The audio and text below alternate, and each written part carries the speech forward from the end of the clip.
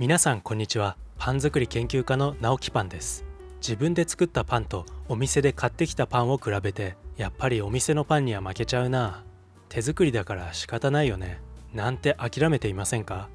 この動画で解説する手ごねのやり方をマスターすれば、たとえミキサーを使わずともお家でパン屋レベルのふわふわパンが作れるようになります。しかも叩きごねのように騒音の心配もありません。家族や友人がびっくりするようなパンを目指してみませんか？それではどうぞ。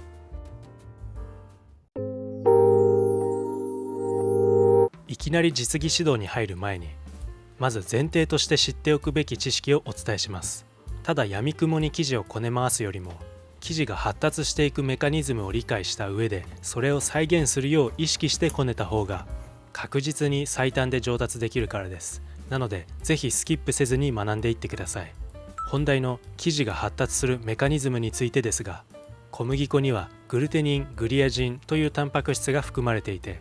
水を加えて混ぜることで結合してグルテンになる。このグルテンが生地の中で網目状に張り巡らされ、骨格の役目を担い、そして力を加えるほどグルテンが発達すると、ここまでは聞いたことがある方も多いでしょう。ですが、力を加えるだけではグルテンは発達しないのです。プロの職人の間でもあまり知られていないグルテンの発達に欠かせないものがあります。それは酸素です。日清製粉中央研究所の研究論文によると、酸素がある環境でミキシングした生地は十分な生地の発達が見られるのに対して、無酸素環境でミキシングした生地は生地の発達が著しく減少したのです。業務用ミキサーはパン生地をこねる際に絶えず空気を生地に混入しています。いい生地ができるのはただ単に馬力があるからというだけではないのです。実際にミキサーを回している最中には、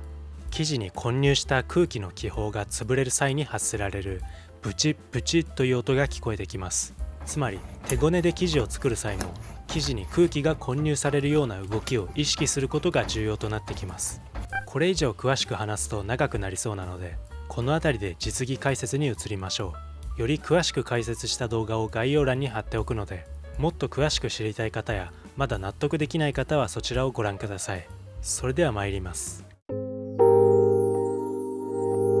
早く手ごねを見たいと思うでしょうが、材料の下準備は失敗を防ぐために重要な項目なので先にご説明します。ここにまとまっているクリーム色の粉末は脱脂粉乳です。これは事前に粉とよく混ぜ合わせておきましょう。一塊にしておいたまま水を加えるとダマになってしまいます。これはイーストですね。粉に混ぜても水に溶かしてもどちらでも構わないという解釈が一般的ですが、場合によっては粉に混ぜるべき時もあれば、逆に水に溶かすべき時もあります。今回は冷水を使って仕込むので粉に混ぜて作っていきますが、どういう場面でどっちにすればいいのかについては別の動画で詳しく解説しています。概要欄にリンクを貼っておくのでそちらをご覧ください。レーズンやくるみなど重要な下準備を挙げるとキリがありませんが、ひとまずここでは基本的なこととして、脱脂粉乳とイーストの下準備をしっかり意識することが重要だということを頭に入れておいてください。それではカードやゴムベラなどを使って、まずはボウルの中で生地がひとまとまりになるまでざっくり混ぜ合わせましょう。だいたいこんなもんでいいでしょう。多少粉気が残っていても、こね台でこね始めれば生地に吸収されます。それではお待ちかねの手ごね解説に移ります。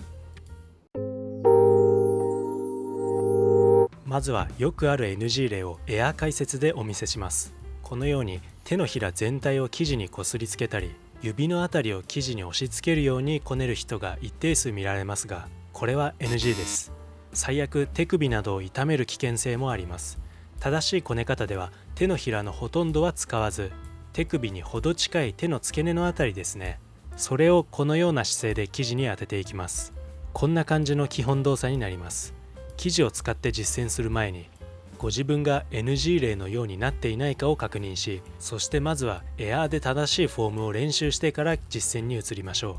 う。それでは生地を使って実際にやっていきましょう。手の付け根のあたりを生地に押し付けてズリッと引き伸ばす。このように生地表面がブチブチと破れるくらい思い切り引き伸ばしましょう。それを畳む。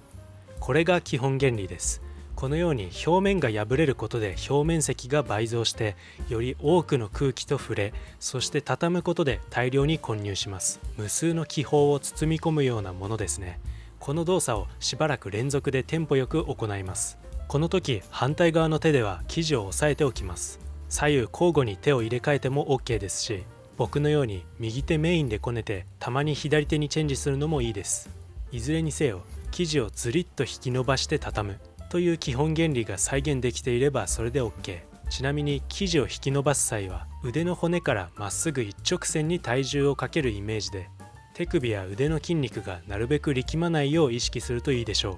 むしろ生地を押さえている反対側の手指の方が疲れるかもしれません。こね始めてすぐの段階ではまだベタつきが強いですが、手のフォームやこね方が正しければ問題なくこね進めることが可能です。ここでベタベタが嫌だからと粉を加えてしまうと、粉が多すぎる生地、言い換えると水不足の生地になります。するといい生地からかけ離れてしまうので注意してください。ここまでがずりっとごねの初期段階です。ある程度こね進めるとこのように生地がよりまとまって弾力が増してきます。ここまで来るとこのようによりテンポよく生地を鍛え上げることが可能なずりっとごねの第2フェーズに移行することができます。この動きをマスターするかしないかで手ごねのクオリティが大きく変わるので、次の解説でしっかりマスターしていきましょう。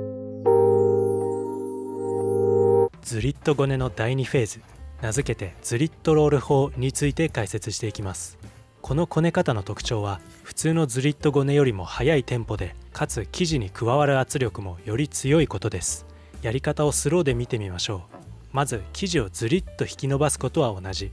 その後生地を畳むのではなく、手のひらで転がし戻して生地を巻いていきます。この動作を数回連続で行うと、このように細長いバターロールのような形になります。そうしたら向きを変えて同じことを繰り返します。ちょっとしたコツですが、最初にこうして芯を作っておくとロール動作がしやすくなります。ですが生地にある程度弾力が出てきた段階なら、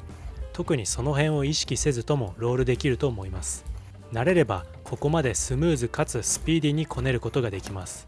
体感的にこのこね方はミキサーごねでいうところの高速回転と同じポテンシャルがあると感じます。たとえ馬力の強い業務用ミキサーであっても、低速だけでダラダラ回しても力強い生地は作れません。中速と高速を交えて必要最低限の時間でこね上げる、これが重要なので、手ごねでも最初は低速で構いませんが、後半は高速をイメージしてこねるのがベストでしょう。それでは最後にずりっとごねとずりっとロールを駆使してこね上げた生地のこね具合をチェックしてみましょう。生地の一部を切り取って少しずつ伸ばし広げます。ピンポン玉程度のサイズに切り取ればいいでしょう。指を当ててみると指紋がはっきり透けて見えますね。最高のこね具合です。ついでに無数の小さな気泡も見えますよね。これは発酵が進んでいる証というよりは、ミキシングで生地にしっかりと空気を混入できた証と言えるでしょう。生地の表面に張りを持たせるように丸めると、こんなに滑らかでツヤツヤになります。ここでも表面に気泡があるのが見えますね。もちろん何でもかんでもここまでのこね具合にしなければいけないかというと、そういうわけではありません。これはあくまでふわっと大きく膨らませたいソフト系のパンで推奨されるこね具合で、バゲットなどのハード系はここまでこねてしまうと小麦の風味が損なわれてしまいます。また強力粉 100% で作る歯ごたえ強めのベーグルは生地が硬すぎて手ごねでここまでこねるのは不可能でしょう。じゃあどのパンをどのくらいのこね具合にすべきなのと思いますよね。ですがそれはなんとかパンならこのぐらいと断定できるものではありません。当然レシピによって完成品のイメージは違うはずなので、よくこねることが正しいこともあれば控えめにこねるのが正しいこともあります。その辺についてはその都度レシピの意図を汲み取って考えましょう。レシピ動画なら本と違ってこね上がりの生地感がより分かりやすくていいですよね。このチャンネルではこね具合の詳細が分かるレシピ動画を配信しているので、ぜひ参考にしてみてください。最後に大事なポイントについておさらいしましょう。1、使うのは手の付け根の部分。2、腕の骨からまっすぐ一直線に体重をかける。3、空気を混入できるこね方、ずりっとごね。4、ずりっとロール法でスピーディーな生地作り。たとえ騒音が問題にならない住まいで叩きごねができる場合でも、生地がある程度まとまるまでこね進めないと叩きごねはできませんよね。今回のこね方をミキシングの前半に取り入れるだけでもかなり変わってくるので、手ごねの基本形としてご活用ください。ちなみに正しいこね方ができているのといないのとでどれだけ完成度に差が生まれるのか気になりますよね。いいこね方と悪いこね方で比較実験した動画がありますので、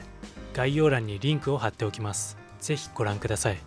今回の動画は以上になります。今後もパン作り上達に役立つコツや知識を皆さんに分かりやすく解説していくので、高評価とチャンネル登録で応援お願いします。最後までご視聴ありがとうございます。それじゃあバイバイ。